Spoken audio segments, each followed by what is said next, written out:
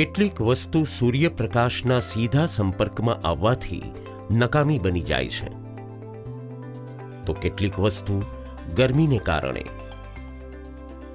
અને અતિશય અને અસહ્ય ઠંડી તો શરીરને પણ કામ કરતું બંધ કરી દે છે.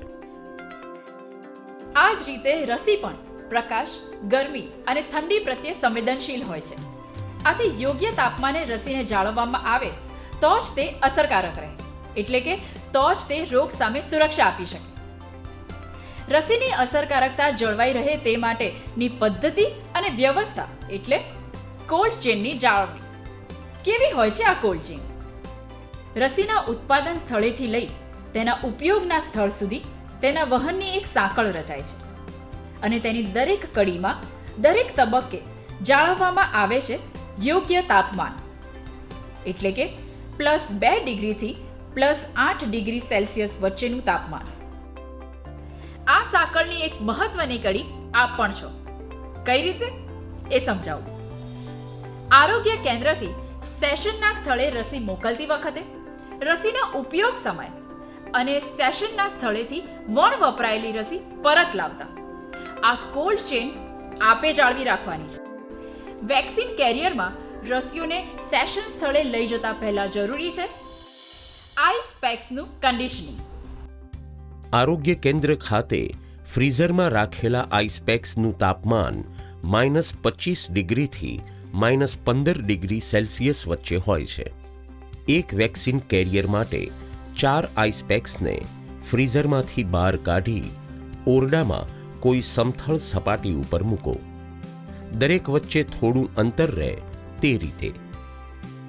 એ પછી આઈસપેકના વચ્ચેના ભાગનું તાપમાન 0 ડિગ્રી સેલ્સિયસ જેટલું થાય તેની રાહ જુઓ.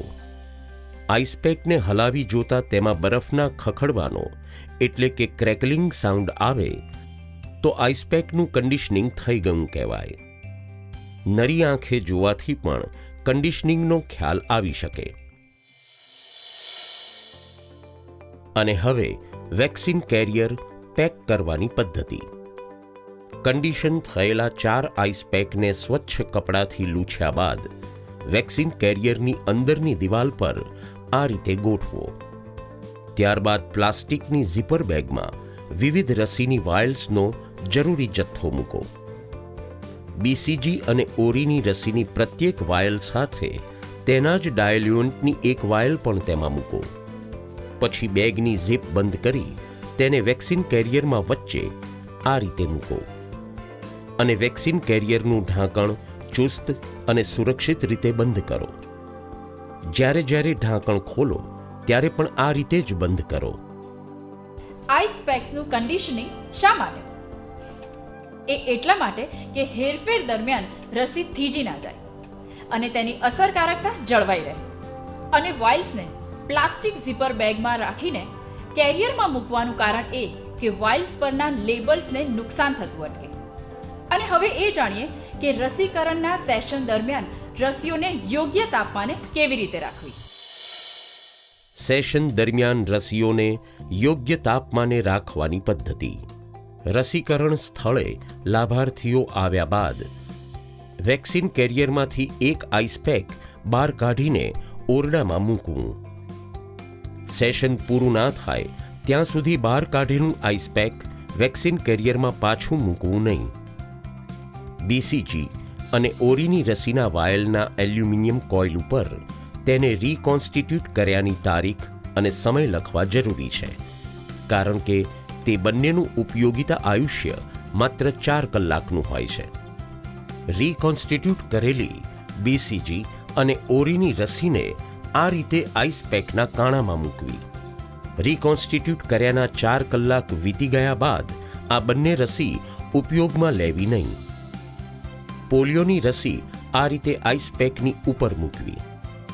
અન્ય રસી જેવી કે હિપેટાઇટિસ બી, પેન્ટાવેલન્ટ, ટીટી, ડીપીટી, એફઆઈપીવી રસીની વાયલ્સ આઈસ પેક ઉપર કદાપી ન મૂકવી, કારણ કે તે શીત સંવેદનશીલ હોવાથી અસરકારકતા ગુમાવી દે છે. કોલ્ડ ચેઇનમાં ઓપન વાયલ પોલિસી અંતર્ગત આ રસીઓની વાયલ ખોલ્યાની તારીખથી 28 દિવસ સુધી તેને ઉપયોગમાં લઈ શકાય છે. રસીકરણ સેશન દરમિયાન આ રીતે રસી યોગ્ય તાપમાને રહેશે અને સુરક્ષિત રહેશે. પણ કોલ્ડ ચેન અહીં પૂરી નથી થતી.